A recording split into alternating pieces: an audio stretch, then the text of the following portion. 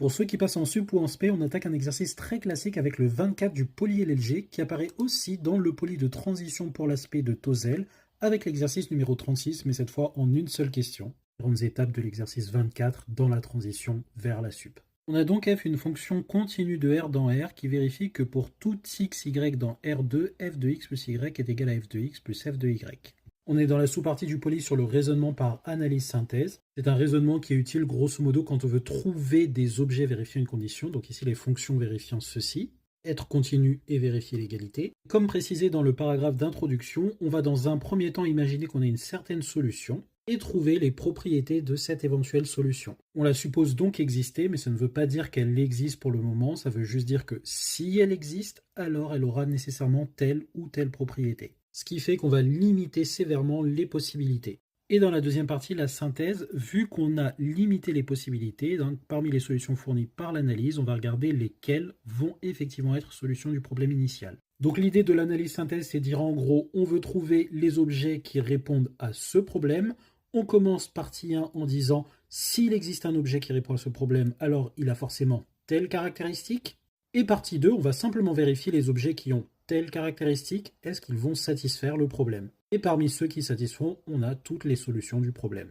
On va donc supposer qu'on a une fonction continue qui vérifie ceci, et vu qu'elle vérifie ceci, on peut calculer f de 0. Donc comme j'ai ceci pour tout x, y dans R2, je peux remplacer x et y par ce que je veux, et je vais remplacer x et y par 0. Donc me donner que f de 0 est égal 2 fois f de 0. Pourquoi? Parce que j'avais f de 0 plus 0, donc f de 0 est égal à f de 0 plus f de 0, 2f de 0. Donc j'ai bien ceci, et en retranchant f de 0, j'obtiens que f de 0 est égal à 0. Check. Montrer que f est impair. Donc encore une fois, il va falloir utiliser cette propriété-là et se demander, mais c'est quoi le lien avec l'imparité? L'imparité, ça met en jeu du f de x et du f de moins x. Là, j'ai du f de x, et donc je peux remplacer y par ce que je veux, puisque c'est pour tout x, y dans R2. Et donc ça sera intelligent de remplacer y par moins x.